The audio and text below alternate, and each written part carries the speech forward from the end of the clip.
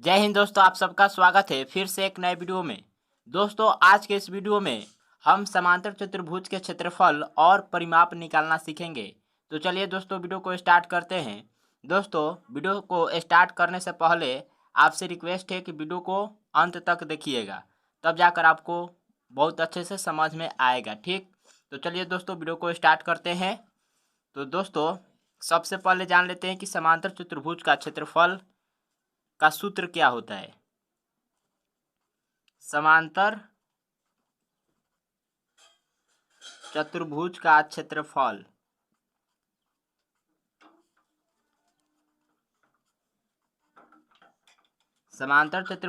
क्षेत्रफल दोस्तों ये होता है आधार गुणे ऊंचाई। आधार गुणे ऊंचाई। अब चलिए दोस्तों, समझ लेते हैं कि इसमें आधार कौन है और ऊंचाई कौन है। तो दोस्तों, ये एक समांतर चतुर्भुज है ABCD। इसमें जो आधार है, देखिए, समांतर चतुर्भुज के निचले वाली जो भुजा होती है उसे ही आधार कहा जाता है। ठीक, ऊंचाई क्या है दोस्तों? तो ऊंचाई, ये एक समांतर चतुर्भुज है। अब इन दोनों की बीच की लंबवत दूरी को ऊंचाई कहा जाता है। यानी ये बीच की दूरी लंबवत होनी चाहिए। ठीक, तो लंबवत दूरी को ऊंचाई कहा जाता है। ठीक, अब चलिए दोस्तों, जान लेते हैं समांतर चतुर्भुज का परिमाप।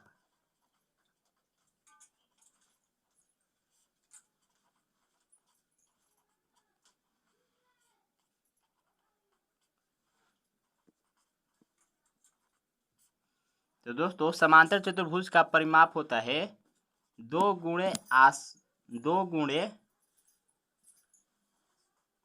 आसन भुजाओं का योग।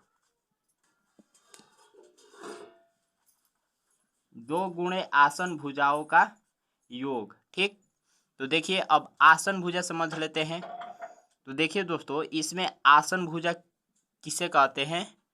तो देखिए, अगर हम पूछे आपसे कि AB की आसन भुजा कौन है, तो दोस्तों आसन भुजा का मतलब बगल वाली भुजा। ठीक, तो AB के बगल वाली कौन भुजा है? AD है, फिर AB है। तो कहने का मतलब कि एक भुजा की दो आसन भुजा हो सकती है। ठीक, जैसे AB की आसन भुजा AD है और BC है। इसी तरह से अगर हम AD की आसन भुजा ज्ञात करना चाहे तो इसकी आसन भुजा है AB और DC। इसी तरह से DC की आसन भुजा जाने तो ये होगा AD, फिर ये BC। यानी बगल वाली भुजा को आसन भुजा कहते हैं।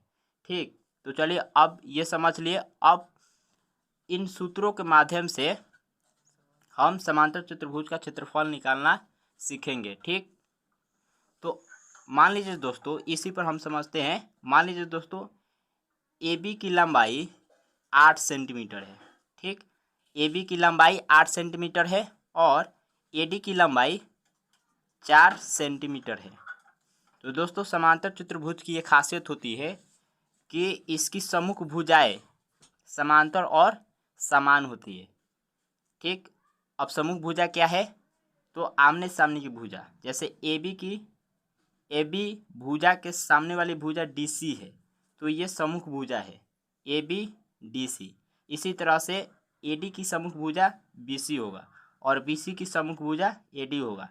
तो समांतर चतुर्भुज की खासियत है कि इसकी सम्मुख भुजाएं जो है समांतर और समान होती है। तो ध्यान दीजिए दोस्तों, जब इसकी लंबाई 8 सेंटीमीटर है तो इसकी भी लंबाई 8 सेंटीमीटर ही होगी।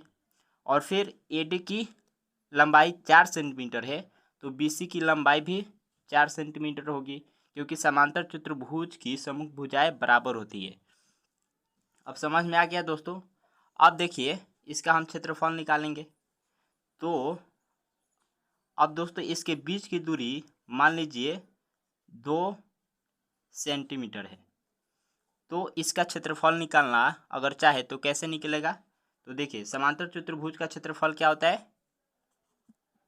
समांतर चतुर्भुज का क्षेत्रफल आधार गुणे ऊंचाई होता है, तो आधार का मान कितना है 8 सेंटीमीटर है, यानी DC का मान कितना है 8 सेंटीमीटर।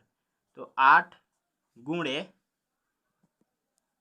और ऊंचाई, तो ऊंचाई ये है, यहाँ से यहाँ की दूरी कितनी है 2 सेंटीमीटर, तो 2 गुणे सेंटीमीटर स्क्वायर, तो 8 दूना 16 सेंटीमीटर स्क्वायर इसका आंसर होगा। तो दोस्तों इसी तरह से आप समांतर चतुर्भुज का क्षेत्रफल निकाल सकते हैं।